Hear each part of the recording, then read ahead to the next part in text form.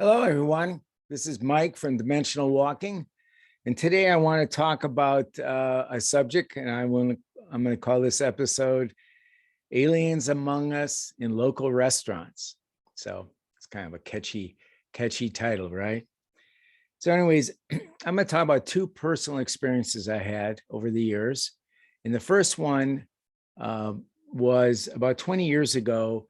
I was traveling from Atlanta, Georgia, with a friend to the desert Southwest, just to do a little exploring around the countryside there and checking out various cities, etc., because we were going to live out there actually. So that was a little bit of a tour we're going to do. So we traveled across the deep South, I guess, through Texas. Nothing unusual happened there. We got to New Mexico and we got to stayed in Las Cruces. As you probably know, it's a very beautiful little town or city. It's kind of a city, I guess. It's got the university, New Mexico State University there. It's got the White Sands proving grounds there. So it's a pretty interesting place, generally speaking. So we stayed in a little motel there. It was very nice. And then right outside the motel there was a little restaurant, a little Mexican kind of Spanish restaurant there. It was very nice also. So we went inside, my friend and we got a table, and I was sitting there, and I kind of looked over to my left about, I would say 7 or 8 feet. And what I saw there was quite unusual, a little strange, I guess, in many ways. It was a family. I guess being a family wouldn't make it strange, but when you looked at these 4 people, they were pretty strange. First thing that caught my eye is they were all sitting up very straight, and they had very pasty white skin, almost like they had never seen sun ever.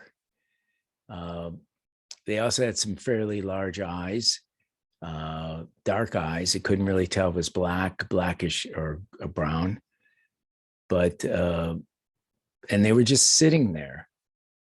Now they had apparently had taken, the waitress had come by and taken their order. Now I don't know, I don't really quite remember if we came before or after they were already seated. I just don't remember that, or I wasn't paying attention at the time. Because typically when you go in a restaurant, you just kind of find your place, or they take you to a table and you sit down and you really look around too much. At least I don't. But anyways, once I was sitting down, I looked around, and then these people caught my eye. My friend who was with me, she didn't really seem to notice the 4 people, although her vision wouldn't have been in direct line as mine was. So anyways, I'm kind of on and off talking to her a little bit, kind of looking over there, back and forth a little bit. And I noticed some other things. They all had very dark hair, almost black, jet black. I guess it really was jet black. And his hair was like slicked back, and it was kind of up like a porcupine on top. Her hair was just like somebody cut her hair with a bowl. And it was just straight down and kind of strange looking, I guess. And the children looked similar to them, and the females looked similar female-wise as far as their haircut goes, and so was the males. They were wearing unusual non-era clothing, I would say. He was wearing a blouse that looked like the Middle Ages, kind of a real blousy, fluffy kind of blouse that at least you see in the movies. The men would wear. She was wearing a weird kind of polka dotty, and I think it even some stripes close to the shoulders. It was very odd looking. And the children were dressed in like uniforms. I guess the best way to put it, kind of gray uniforms, just odd. I guess very odd. I don't know what else, how to say it. And they were just looking at each other. The food was there. It didn't look like they touched their food. It was just there, and they were just looking at each other. Didn't say anything. I mean, it was just dead silence, and they were just sitting there. So I kind of looked around and see if anybody else seemed to notice them, and nobody else seemed to notice them at all. It was odd. I finally brought my friend's attention to it, and her eyes got real big and didn't want to make too much of a stir about it, or even have a conversation about it at that point, since they were fairly close. But definitely these didn't look, I mean, my first thought was, and it was like a panic a little bit, these are not humans. These were non-humans that were sitting 8 feet away from me. Now, I had been years and years in researching UFOs and abductions and all this other stuff, but being that close to 4 people that to me looked very, very odd was very, very strange. Anyways, what happened next was they just jumped up. They jumped up and kind of all got in a line, and they just walked out. Food was still there. There was, I think there was coffee, there was beverages. They were still there. Didn't look like they were touched at all. They just walked out in a straight line out the door. So I jumped up. My partner didn't want me to do to follow them, but I did. I said, heck with it, I'm going to go follow them. So I went outside, and I didn't see them at all. I didn't see them anywhere. They shouldn't have been able to disappear that fast, but they did. Now, there was a car, an old Studebaker, black Studebaker, that I don't know if they're in it. I really don't. I couldn't see. Studebaker, I think, had a small window in the back, so you really couldn't see inside very well, but it was just kind of chugging out of the driveway, and they were down the road. So I don't know if they were in the Studebaker or what. It was a strange looking vehicle. I think it was a Studebaker. The only thing I guessed it was. So anyways, that was that. That was the story on that one. It was weird. I went back in there, couldn't really find the waitress. I wanted to see if she had any impressions. Everybody else seemed to be just eating their food and didn't seem to be interested, or, I didn't want to go up and talk to them. I didn't know these people. We were just passing through. So that was kind of the end of that story. My friend and I over the years had talked about it. And she thought it was quite strange too. I mean, I think I took the most of it. I saw most of it and was able to describe whoever they were or whatever they were quite clearly. And I never forgot it. I never forgot it after it's probably 20, 25 years ago. So anyways, so that was that story. The next story was probably 5 years later. My partner, who at the time I married the woman I was with, she was at that time a friend. And then I eventually married her, and we lived in Albuquerque.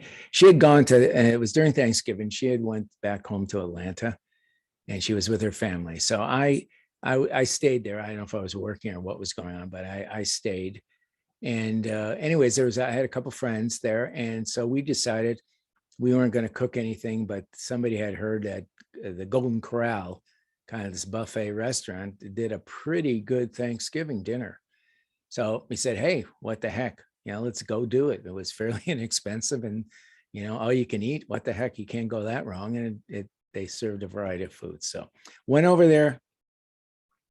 We went through the line, and this was an afterthought. I didn't really notice this particular person initially, but then after the other things that I will relate to you happened, I do remember this man.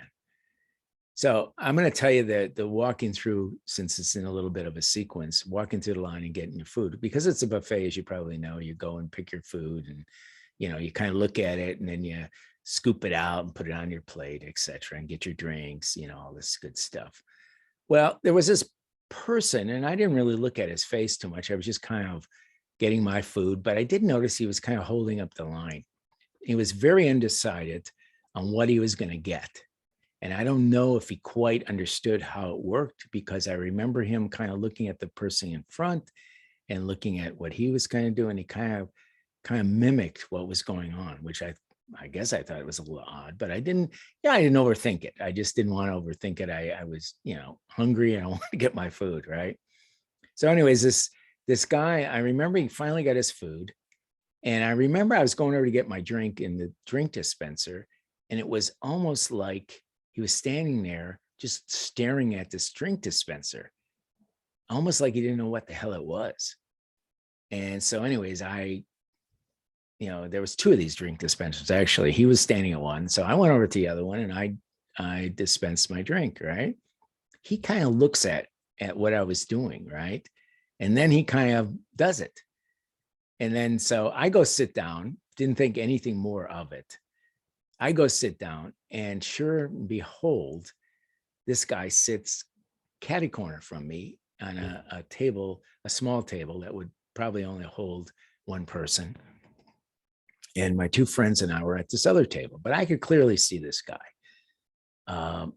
And so he was just sitting there, very similar to the people in Las Cruces. He was just sitting there and looking straight forward, not eating, just sitting there. It was so bizarre. And here in my mind, I'm thinking about what happened in Las Cruces. It was crazy. So I was having a hard time eating this time. And I try to, signal my friends and kind of look over there, do the eye thing, looking this way or that way. And they just didn't take the hint. So I didn't want to get them all going. They were eating and they were having a good time and blah, blah, blah. So anyways, suddenly this guy turns and looks at me and he's staring the crap out of me. And I couldn't eat. I just couldn't. So I'm just don't know quite what to do. And this guy, he's got this pasty white skin again, and he's got kind of these big eyes again, dark eyes.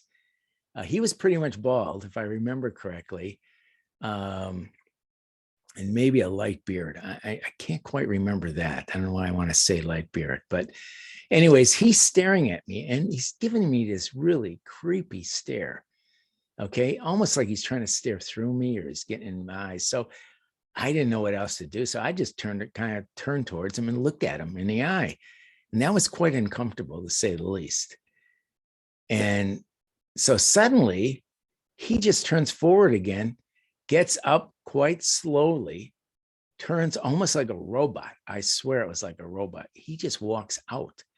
I didn't follow him this time. I really, really didn't. I didn't have it in me.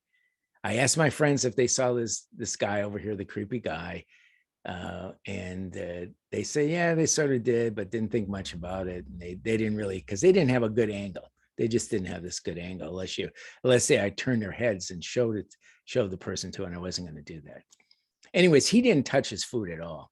He went through all that trouble to get his food and through that line, get his drink dispensed, and he didn't drink any of it. I went over and looked at it. It was crazy bizarre.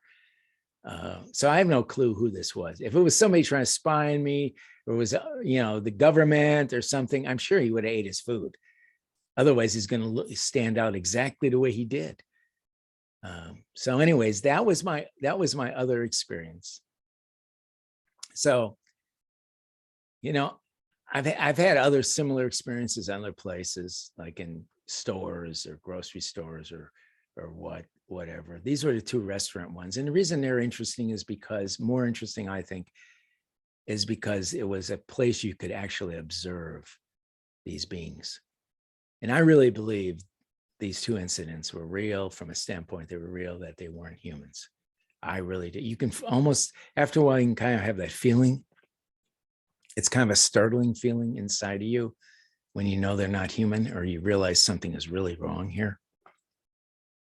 Anyways, if you've had any similar experiences in your past, restaurant experience or other ones in other stores, Home Depot, Walgreens, whatever, I'd love to hear from you.